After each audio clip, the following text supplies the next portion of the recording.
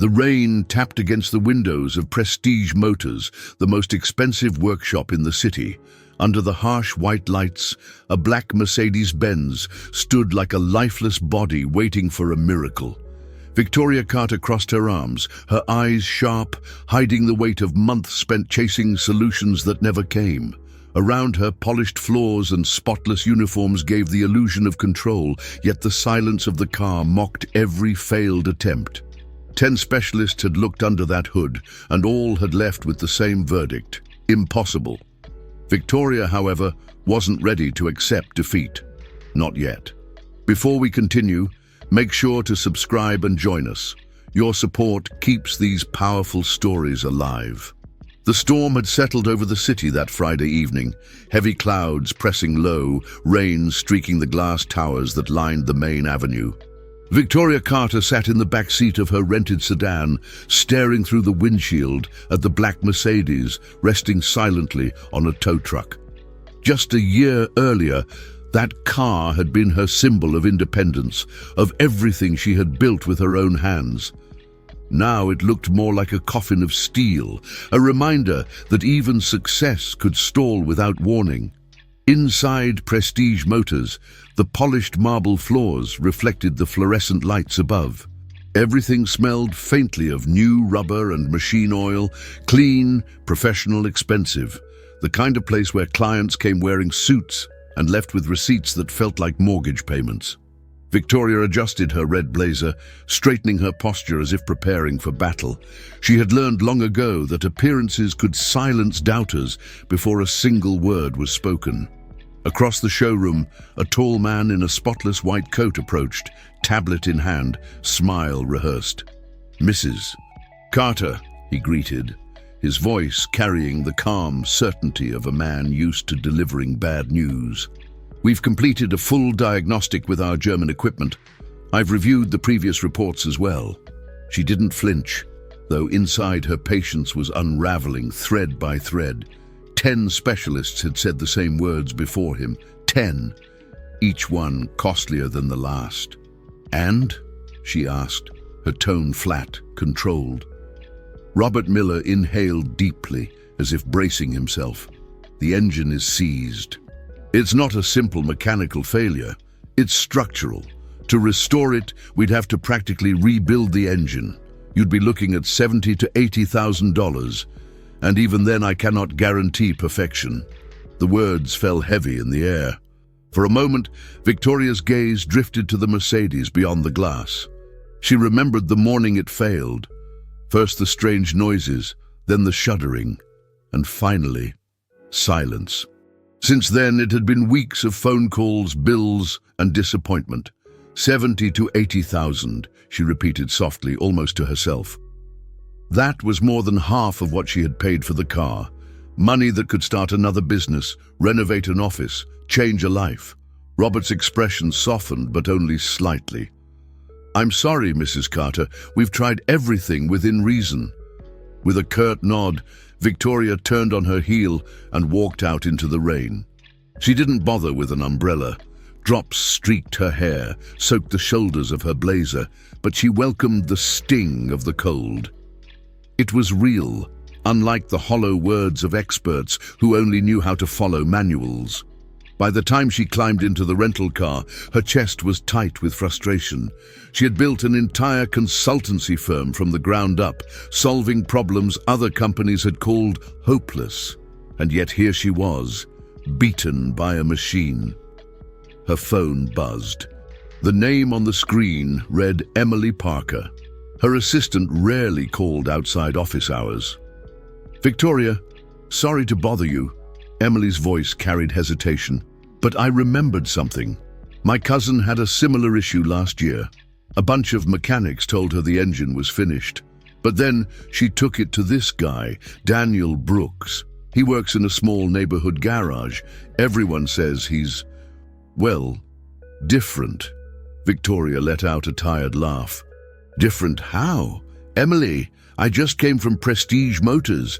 If they can't fix it with all their equipment, do you really think some street mechanic can?" "I know it sounds crazy," Emily replied quickly, "but my cousin swears by him." Her car's still running perfectly. He doesn't promise miracles, he just sees things differently. The rain drummed harder on the roof. Victoria stared at the lifeless Mercedes through the windshield, her thoughts a storm of their own. 10 specialists, 10 failures. What harm could one more try do? "Fine," she muttered, "get me his number." When she finally hung up, Victoria leaned back in the seat, closing her eyes. The hum of the rain softened, and for the first time in weeks, a spark of something stirred inside her. It wasn't belief, not yet, but it was enough to keep her from giving up completely. The sun broke through the clouds the next morning, though the streets still glistened with puddles. Victoria Carter drove her rental sedan across parts of the city she rarely visited. The GPS voice guided her into narrower roads, past worn brick houses with peeling paint and laundry lines strung across small yards. Children played soccer barefoot on the pavement, their laughter echoing off the walls. This was no polished showroom, no marble-floored workshop with receptionists in tailored suits. Victoria felt the tension in her shoulders rise. The farther she drove, the more she wondered what on earth she was doing here. The garage came into view almost unexpectedly, a modest building tucked between two small houses with a faded sign that read, "Brooks Auto Service." The walls were painted a pale blue, chipped in places, but the space looked surprisingly organized. 2 service bays stood open, and inside, tools hung neatly on pegboards. No fancy diagnostic machines, no sterile silence, just the steady rhythm of honest work. She parked and stepped out, heels clicking against the cracked pavement. A man straightened from under the hood of a silver pickup, wiping his hands on a clean rag he pulled from his pocket. He was younger than she had imagined, perhaps in his mid-30s, with close-cut brown hair and calm hazel eyes.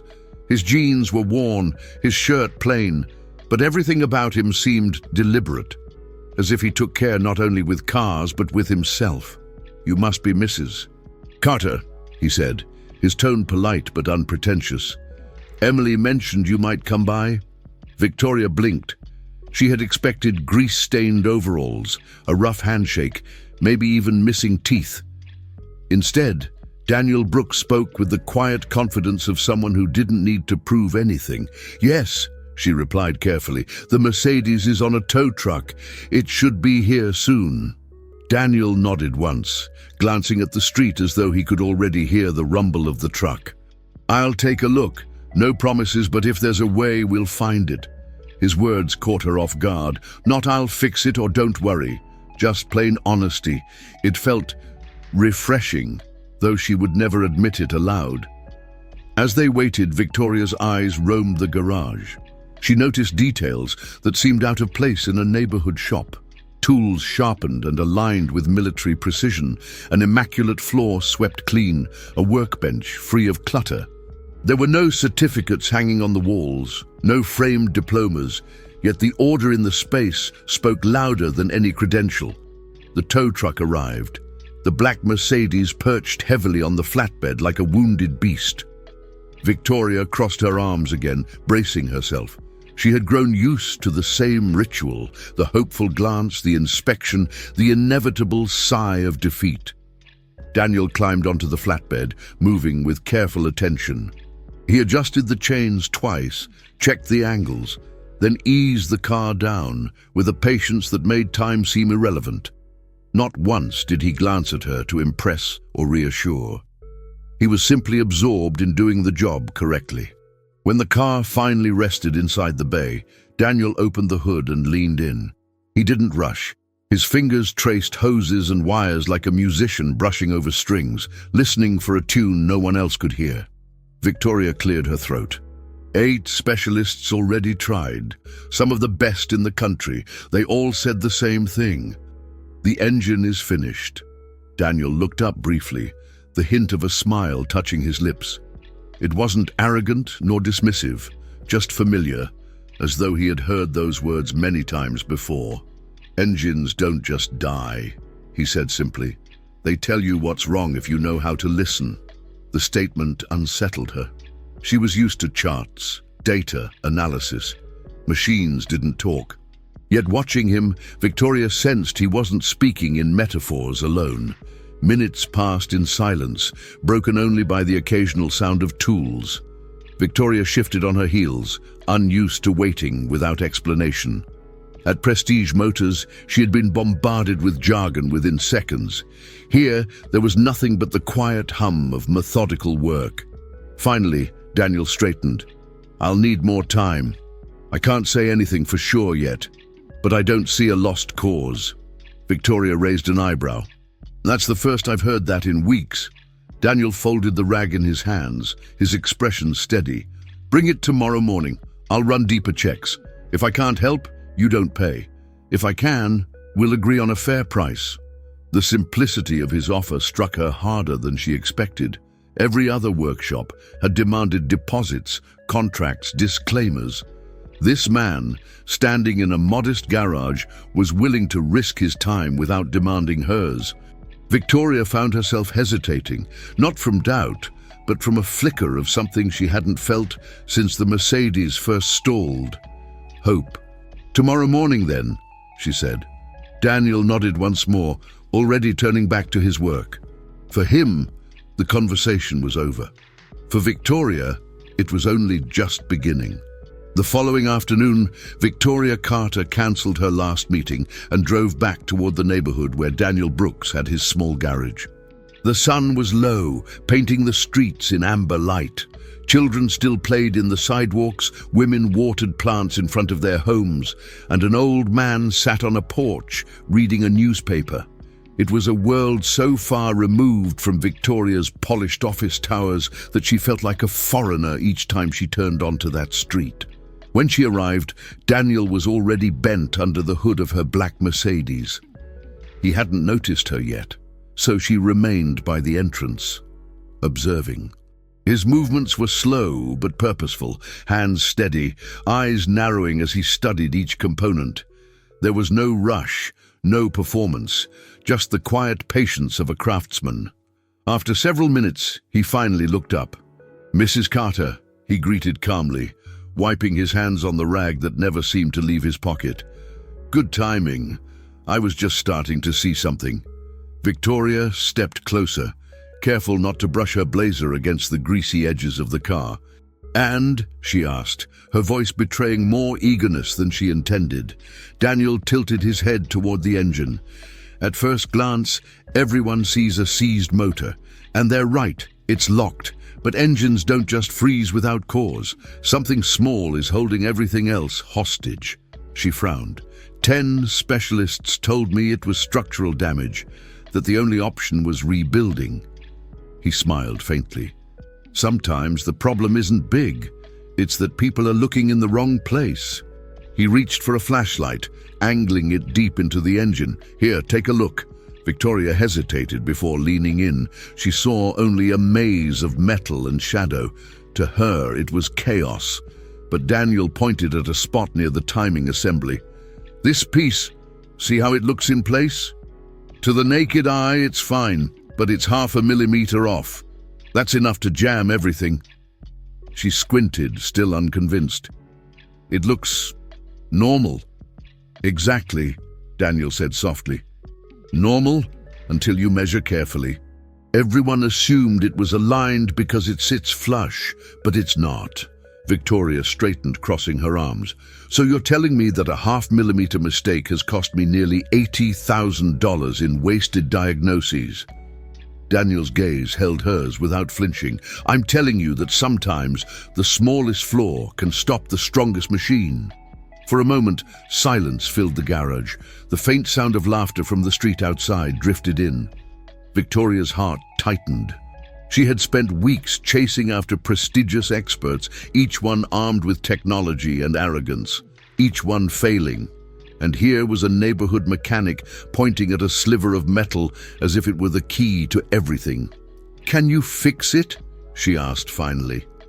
Daniel didn't answer immediately. He picked up a small tool, adjusting the part gently. "I can realign it. But before I do, I want to understand why it slipped in the first place. If I just push it back, it might fail again in a week." Engines, like people, don't just stumble for no reason. The way he said it made her pause. He wasn't rushing for a quick victory. He wanted to understand. That alone separated him from the others.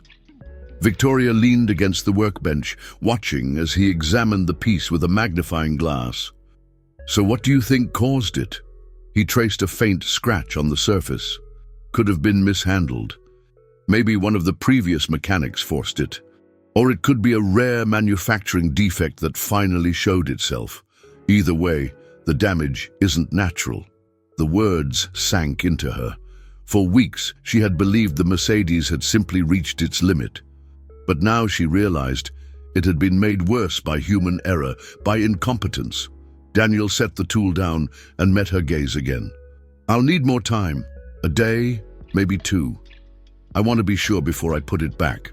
Victoria exhaled slowly, her pulse quickening. She had expected another dead end. Instead, she found herself staring at the faint glimmer of possibility. "I'll come back tomorrow," she said. Daniel nodded.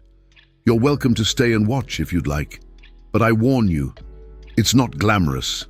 Just patience and grease." Something in his tone made her smile despite herself. "I'll think about it." The next evening, she did return. Not out of necessity, but curiosity. She brought 2 coffees from a nearby cafe, placing one quietly on his workbench. Daniel looked up in mild surprise, then nodded his thanks. "Most clients don't usually hang around." "I'm not most clients," she said simply. As he worked, they spoke in fragments. She learned he had never finished college, that life had demanded work before diplomas. He learned she had built her consultancy from scratch, surviving failures that could have buried her. Their stories were different, yet oddly parallel, both built on resilience. Hours passed, marked not by the clock, but by the rhythm of Daniel's inspection. Finally, he held up the small part with a satisfied nod. "I think we've found the culprit." He placed it carefully back into alignment, securing it with precise hands. "Let's see." Victoria's breath caught as he turned the ignition. For a second, nothing happened. Then, a low, hesitant rumble shook the garage. It wasn't perfect, but it was life. The engine coughed, then steadied into a rough hum. Daniel smiled, a rare flicker of pride in his eyes. "Told you, engines don't just die." Victoria's throat tightened. After weeks of silence, the sound of that motor felt like music. "It's not finished," Daniel added quickly. "I need to fine-tune, but it's responding. Tomorrow it will run as it should." Victoria exhaled a laugh, half in disbelief, half in relief. "After everything I've been told, this feels impossible." Daniel shook his head gently. "Not impossible, just misunderstood." And the following morning, the neighborhood still smelled of fresh rain when Victoria returned to Brooks Auto Service. She carried 2 coffees in a cardboard tray, unsure why she'd chosen to repeat the gesture from the day before. Maybe it was gratitude. Maybe it was curiosity. Either way, she found Daniel already at work, sleeves rolled up, head bent over the Mercedes with quiet concentration. "Morning," she said softly, placing the drinks on his workbench. Daniel straightened, offering her the kind of smile that didn't need words. He took the cup she nudged toward him and leaned back against the bench, blowing on the steam. "You didn't have to," he murmured. "Maybe I wanted to," she replied, surprising even herself with the honesty of the words. For a moment, silence stretched between them. Not uncomfortable, just steady. Victoria glanced at the car. "So, any progress?" Daniel set the coffee down and picked up a small metal piece he had removed from the engine. He turned it in his hand, holding it up to the light. "This," he said, "was your problem, or at least the heart of it." Victoria leaned closer, frowning at the faint scratches etched across the surface. "Those marks," Daniel explained, "aren't natural wear. Someone forced this part, probably tried to realign it without precision, maybe even with the wrong tool. Each time they pushed harder, they only made the damage worse. By the time the car reached me, the piece was jammed out of place, locking the whole system. Victoria felt her chest tighten. "You're saying one of the other mechanics did this?" Daniel gave a small shrug. "Not necessarily on purpose, but incompetence leaves scars. The next mechanic comes along, sees the problem already made worse, and adds his own mistakes. It builds layer on layer until no one sees the original cause anymore." Her lips pressed into a thin line. Weeks of frustration flooded back. The bills, the hollow promises, the shrugs of resignation. She had paid thousands for so-called expertise, only to be handed a broken engine and apologies disguised as invoices. "And you can fix it?" she asked finally. "I already did," Daniel said simply, lifting his chin toward the car. "Want to hear it?" Her heart skipped. Without waiting for her answer, he slid into the driver's seat and turned the key. The engine roared, not weakly this time, not with a cough, but with the smooth, confident growl she remembered from the first day she had driven it.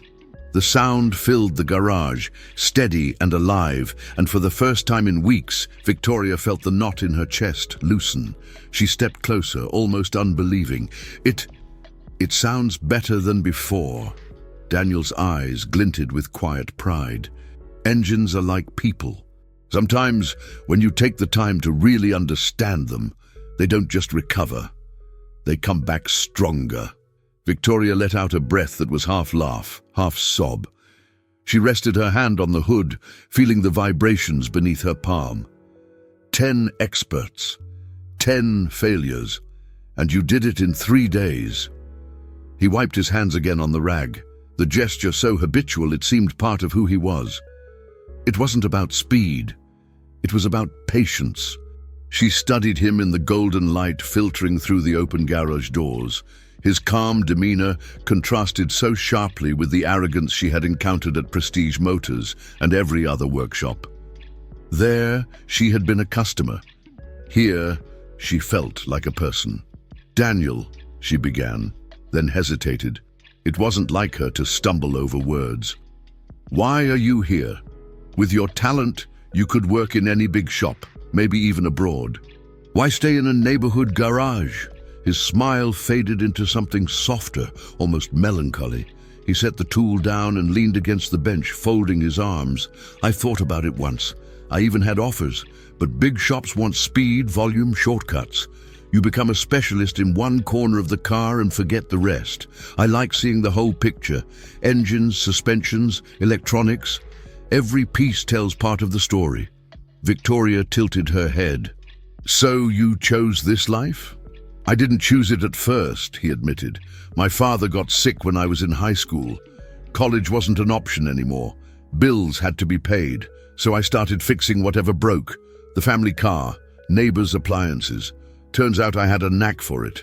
Over time, I realized I loved the puzzle, loved finding the thing nobody else could see." There was no bitterness in his voice, only acceptance, even gratitude. That struck her harder than she expected. In her world, success was measured by growth charts and boardrooms. For him, it was in the quiet hum of an engine finally running smooth. "And you don't regret it?" she asked quietly. Daniel shook his head. "Regret doesn't fix engines, or lives. You work with what you have, and if you're lucky, you make it better." Victoria fell silent, her mind pulling in directions she hadn't anticipated. She thought of her firm, of the endless grind of contracts and deadlines. She thought of the men in tailored suits who had laughed behind her back when her car failed. She thought of the Mercedes, now purring like new, thanks to a man who refused to see failure where others did. "You know," Daniel added, glancing at her, "consulting companies and engines aren't so different. Both stall when something small is out of place. The trick is finding it before the whole system collapses." She smiled, despite herself.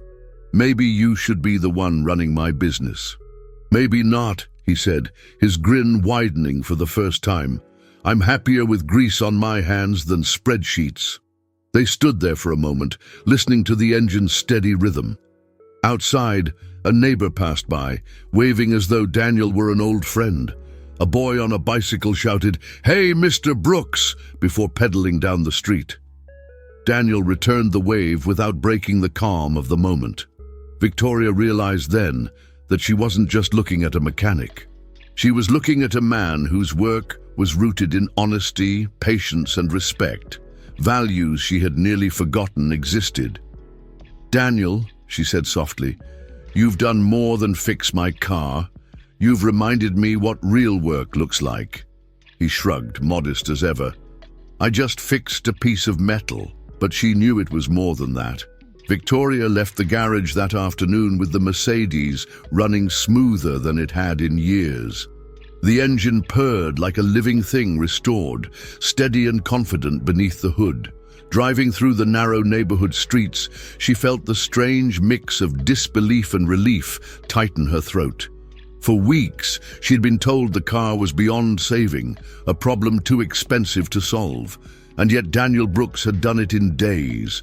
But what lingered in her mind wasn't only the sound of the engine, it was his words. "Incompetence leaves scars. Regret doesn't fix engines."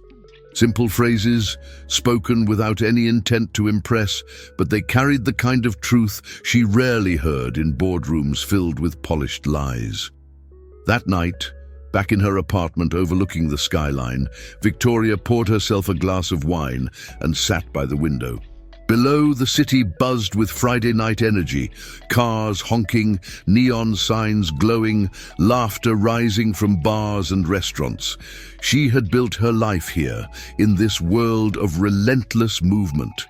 But her thoughts kept drifting to a quiet garage in a modest neighborhood, where one man worked with patience instead of pretense. Her phone buzzed with new emails, proposals, contracts, reminders for Monday's meetings. She swiped them aside. For once, numbers and charts didn't seem as urgent. What pressed on her chest was a question she hadn't asked herself in years. What is real value? She thought of the 10 specialists who had charged her thousands only to hand her the same verdict. Impossible. They had the degrees, the certificates, the glossy reception desks, and yet none had truly seen the problem. Daniel had, and he wanted to charge her, what? A modest fee that didn't even cover the hours he had spent? Victoria sipped her wine and shook her head. No, that wasn't right. She had spent her career teaching companies to pay for results, not for appearances. If she allowed Daniel to undervalue himself, she would be complicit in the same system she claimed to fight against. The next morning, she returned to the garage with purpose. Daniel was outside, sweeping the pavement, rag tucked in his back pocket as always. He looked up and smiled faintly when he saw her. "Morning, Mrs. Carter. The car's ready. I made the final adjustments last night. It should run even better now." Victoria handed him a small paper bag, coffee and something from the bakery. He accepted it with a nod of thanks, setting the broom aside. "You didn't have to." "I wanted to," she said again, this time without hesitation. He motioned toward the car. "Take it for a spin. You'll see the difference." The Mercedes started at once, the engine smooth and quiet. Victoria drove a block, turned, and came back with a look of awe she couldn't hide. "It feels brand new," she admitted. Daniel smiled, modest as ever. "That's how it should feel." She stepped out and faced him. "Daniel, how much?" He shrugged. 100, maybe a little more for the replacement piece." Victoria stared at him, incredulous. $100? After all the time you spent? After saving me from wasting 80,000? He wiped his hands again, as if the question didn't bother him. "I don't believe in charging what I wouldn't pay myself. It was a job, I did it, that's fair." Her voice sharpened, though not out of anger at him, at the unfairness of it. "No, Daniel, that's not fair. That's a gift, and you're undervaluing yourself." He looked at her calmly, but there was a flicker of discomfort in his eyes. "I'm not trying to get rich, just to live honest." Victoria reached into her purse and pulled out an envelope she had prepared the night before. Inside was $5,000 in cash. She placed it on the workbench between them. Daniel froze. "Mrs. Carter, that's too much." "It's the right amount," she said firmly. "Do you know how many people told me this engine was finished? Do you know how much I've already spent for nothing? You solved in days what 10 specialists couldn't solve in a month. If I pay you 100, I insult your work. If I pay you 5,000, I honor it." He hesitated, visibly uncomfortable.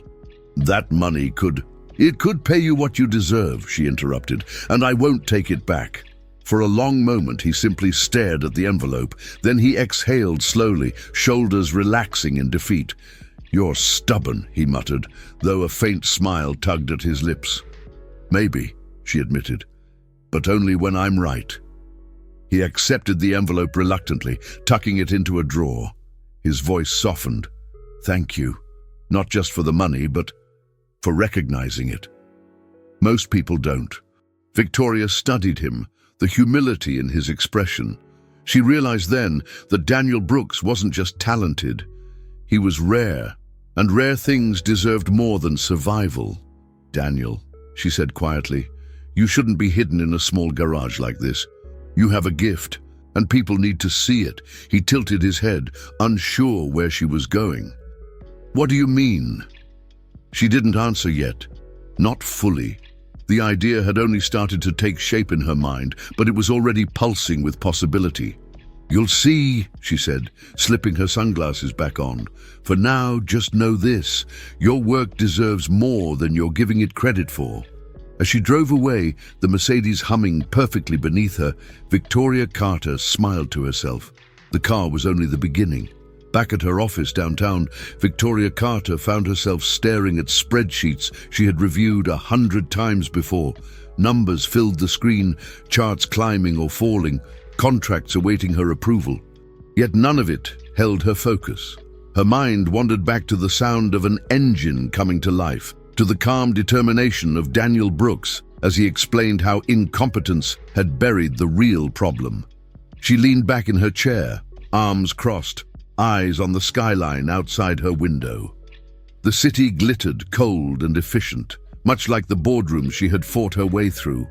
She thought of the consultants who dressed like royalty but offered recycled solutions, of the mechanics with expensive diplomas who shrugged at her Mercedes.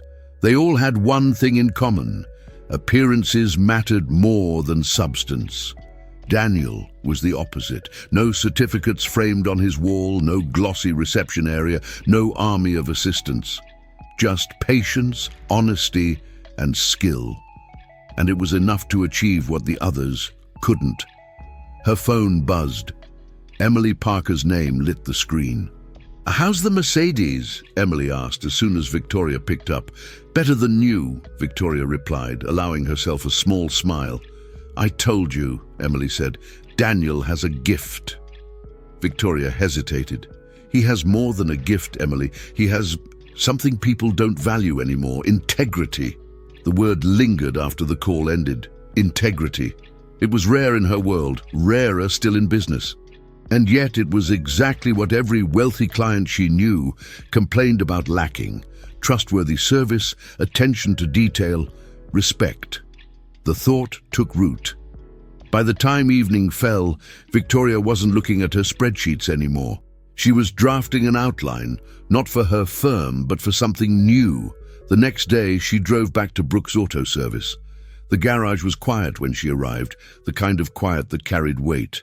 Daniel was bent over a motorcycle engine this time, grease smudging his forearms. He looked up as she entered, straightening with his rag in hand. "Mrs. Carter?" he greeted with his usual calm. "Any problems with the car?"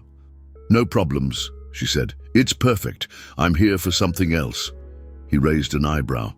"Oh?" Victoria set her bag on the workbench and leaned against it. "Daniel, you once told me that big shops don't let you work your way. That you'd rather take your time, understand the whole picture, than rush for numbers. Do you still believe that?" He nodded. "Of course. It's the reason I stayed here. And if I told you there was a way to keep your freedom but expand your reach, to have the tools, the space, the clients who would actually pay what your work is worth, without forcing you into shortcuts?" Daniel froze, clearly caught off guard. His fingers tightened around the rag. "You're talking about something big." "I'm talking about a partnership," Victoria said plainly. "I provide the capital, the network, the business structure. You provide the skill, the philosophy, the heart. Together, we create something different. A workshop where quality is first, where people know they'll be treated with honesty. Not just a garage, a brand." For a long moment, Daniel said nothing. The sound of a neighbor's radio drifted faintly from across the street, children's voices playing outside. He stared at her as though trying to measure the seriousness in her words. "Why me?" he asked finally. Victoria smiled faintly. "Because 10 experts failed, and you didn't. Because you see what others ignore. And because I've spent my career telling clients to invest in what works. You work, Daniel. You're the real thing." He let out a quiet laugh, though there was no amusement in it. "I'm just a mechanic in a neighborhood shop." "You're not just a mechanic," she insisted, her voice firm. "You're proof that excellence doesn't need certificates or marble floors, and I want the world to see it." Daniel looked away, eyes narrowing as if weighing an invisible scale. "Partnerships come with conditions, risks, expectations. I've avoided them for a reason. And I'm not asking for an answer today," Victoria said softly. "Think about it. Think about what you could build if you weren't limited by space or resources. Think about how many people you could help if they actually knew where to find you." She pushed a folder across the workbench. Inside were sketches, budgets, a rough plan she had written the night before. Daniel didn't open it immediately, but his hand rested on it, heavy, conflicted. "You've only known me a week," he said at last. "I've known your work," she countered, "and in my world, that tells me more than any resume." The air in the garage felt charged, heavy with possibility. Daniel finally folded the rag, placing it neatly on the bench. "I'll think about it," he said quietly. "That's all I ask," Victoria replied, picking up her bag. As she left the garage, the sound of the Mercedes humming perfectly under her hand, she felt the thrill of something she hadn't experienced in years. The thrill of a risk worth taking. That night, long after the garage doors were shut and the neighborhood had gone quiet, Daniel Brooks sat alone at his workbench. The folder Victoria had left lay unopened in front of him, its edges sharp against the worn wood. A single lamp cast a yellow glow over the tools lined neatly on the pegboard, shadows stretching like questions across the walls. He wasn't a man easily shaken. Engines failed, parts wore out, customers came and went. But this proposal unsettled him in ways he couldn't put into words. He had built his life on simplicity, on control, one car at a time, one honest job after another. Victoria Carter was offering something entirely different: scale, structure, visibility. His fingers traced the cover of the folder before finally pulling it open. Inside were numbers, sketches of layouts for a larger workshop, projections of revenue and clients. He read through them slowly, absorbing each detail. It was clear she had thought carefully, almost obsessively, about what he could achieve. Why me? He wondered again. The next morning, the garage filled with its usual rhythm. A neighbor, Mr. Thompson, brought in his old Ford pickup complaining about a rattling noise. Daniel checked, adjusted a loose bracket, and sent him on his way within minutes. No charge. "You'll put yourself out of business one of these days, Brooks," Thompson joked, shaking his head. Daniel smiled faintly. "A satisfied customer is better than a quick dollar." Word of his honesty traveled faster than any advertisement. That was why people trusted him. That was why his small garage, despite its size, was always busy. Later, a teenage boy from down the block stopped by to borrow a wrench for his bicycle. Daniel handed it over without hesitation, reminding him to return it. The boy grinned, promising he would. It was moments like these that Daniel cherished, the quiet respect of a community, the sense of belonging. He feared losing it in the glare of something bigger. That evening, he sat outside on a folding chair, watching the street come alive with children playing and neighbors greeting one another. His mind replayed Victoria's words. "You're not just a mechanic. You're proof that excellence doesn't need certificates or marble floors." Could he really lead something larger? Could he manage employees, contracts, clients with demands that stretched beyond honesty and grease? Or would he become just another cog in the machine of profit, the very thing he had resisted? Mrs. Alvarez, an elderly woman who often stopped by for small favors, walked past with her grocery bags. Daniel stood quickly to help her carry them inside. "You're too kind, Daniel," she said warmly. "Don't ever change, hear me? You're special because you take time. The world doesn't have patience anymore." Her words echoed as he walked back to the garage. Don't ever change. But could he stay the same if he accepted Victoria's offer? On the third day, Victoria returned. She found him wiping grease from his hands as though he had been waiting for her. She didn't waste time with small talk. "So?" she asked. "Have you thought about it?" Daniel exhaled, folding the rag carefully before speaking. "I have." Her eyes searched his face. "And?"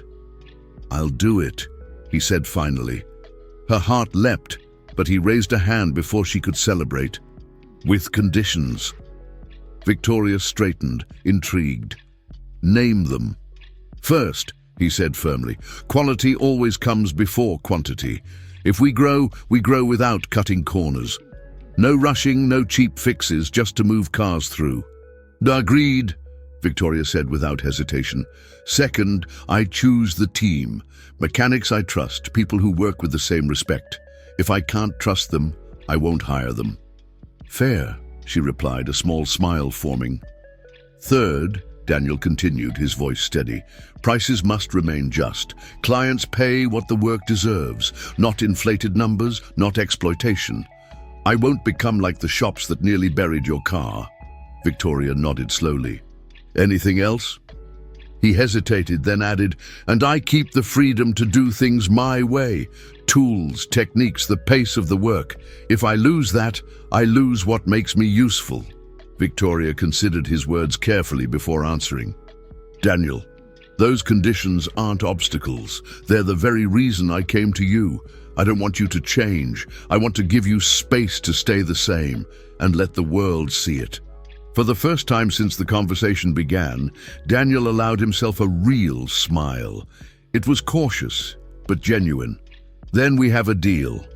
He extended his hand, calloused and strong.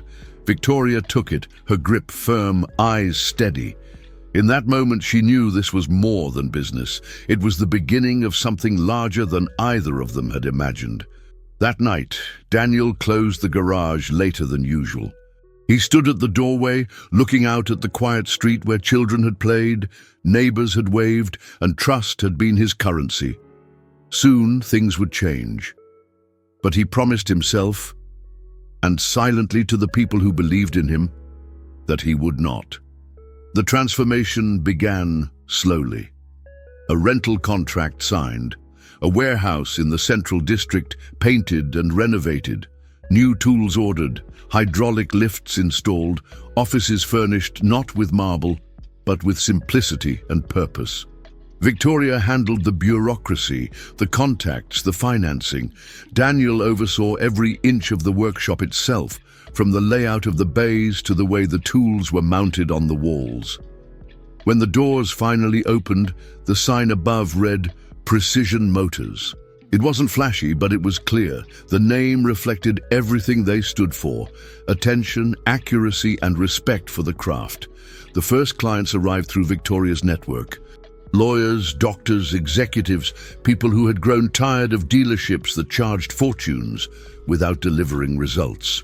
They came with skepticism, some with arrogance, but they left with eyes widened by what Daniel and his growing team could do. One man, owner of a luxury BMW, shook Daniel's hand with disbelief. "3 workshops told me I needed a new transmission. You adjusted a single component and now it runs perfectly. How is that possible?" Daniel's answer was the same as always. Machines don't lie. You just have to listen. Word spread quickly. Within 6 months, Precision Motors had a waiting list. By the 10th month, Daniel had hired 2 more mechanics, carefully chosen men who valued patience over shortcuts. Roberto specialized in suspensions, Carlos in electronics. Daniel taught them not just the how of fixing, but the why. Victoria watched it all unfold with quiet satisfaction. Her instincts had been right. Daniel's gift was rare, and once given space, it flourished. But what impressed her most was that he never lost himself. Even with clients lined up, he still refused to rush, still took the time to explain problems in plain language, still treated the man with an old Ford the same way he treated the banker with a Jaguar. 2 years later, Precision Motors had become more than a workshop. It was a reference. Newspapers ran features about the mechanic who solved the unsolvable. Magazines praised Victoria for her business vision. But whenever reporters tried to glorify him, Daniel brushed it off. "I'm just fixing engines," he would say. But Victoria knew better. He wasn't just fixing engines, he was restoring something much greater: people's trust. One afternoon, a government minister arrived with a Mercedes S-Class, frustrated after months of failed repairs. Daniel greeted him with the same calm he offered every neighbor in the old block. Hours later, when the car purred like new, the minister gripped his hand. "You've done what no one else could. You're special, Mr. Brooks." Daniel only nodded. To him, it was another puzzle solved.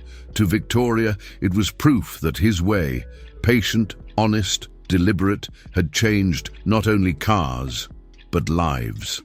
On the 2nd anniversary of Precision Motors, Victoria stood in the glass-walled office overlooking the bays. 12 mechanics worked below, each one trained to carry Daniel's philosophy. Engines roared, clients waited with trust instead of suspicion, and for a moment she felt a swell of pride deeper than any corporate success she had known before. Daniel joined her, wiping his hands on the same old rag he still carried. His hair was a little grayer, his expression a little more confident, but his eyes hadn't changed. "Busy day," he said simply. "They're all busy now," she replied with a smile. He leaned against the frame of the window, gazing at the movement below. "Sometimes I think back to that first day, when you walked into my little garage. If someone had told me then that we'd be here today, you wouldn't have believed them," she finished. Daniel chuckled, not for a second. She turned serious. "Daniel, do you realize what you've done? This isn't just about cars. It's about proving that what others call impossible just needs the right pair of eyes. 10 experts gave up on my engine, you didn't, and that moment changed everything, for both of us." Daniel was quiet for a long moment. Then he said softly, "Engines, businesses, people, they all break down sometimes. But nothing is truly impossible to fix. You just have to care enough to try." That evening, as the garage emptied and the lights dimmed, Daniel and Victoria stood by the entrance. The sign of Precision Motors glowed above them, steady against the night sky.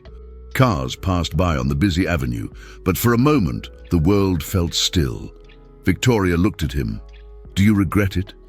Leaving the small garage, taking the risk?" Daniel shook his head slowly. "No, because I didn't lose what mattered. The work is still honest. The engines still talk. And now, more people get to hear them." She smiled, moved by the simple truth. As she got into her car and the engine started with its soft hum, Victoria thought back to the very first time it had failed. How desperate she had been, how close to giving up, and how a mechanic from a forgotten corner of the city had shown her that sometimes the answers aren't in the experts or the manuals, but in the hands of someone willing to listen. And that was our story for today. Now I want to hear from you. Where are you listening to this story from? Write it down in the comments.